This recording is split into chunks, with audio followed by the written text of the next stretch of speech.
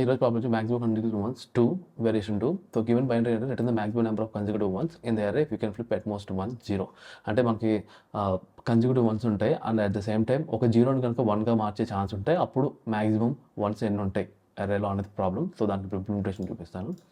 So ఇది యూజువల్గా consecutive once check చేయడానికి ఉన్న కోడ్. సో బేసికలీ నేను లాస్ట్ జీరో ఇండెక్స్ అనేది ఒకటి తీసుకుంటున్నాను. అది ఇనిషియల్లీ -1 ఉంటుంది. సో ఫస్ట్ టైం ఇండెక్స్ చూసుకుంటాను. ఆ తర్వాత టెంప్ కౌంటర్ని నేను ఇంక్రీజ్ చేసుకుంటున్నాను. ఒకవేళ ఫస్ట్ టైం కాదు సెకండ్ జీరో వచ్చింది. సెకండ్ జీరో వచ్చినప్పుడు ఏం చేయాలంటే ఆ ఫస్ట్ జీరో నుంచి ఈ ఇండెక్స్కి ఎంత దూరం ఉంది లెంత్ అనేది నేను క్యాలిక్యులేట్ చేయాలి.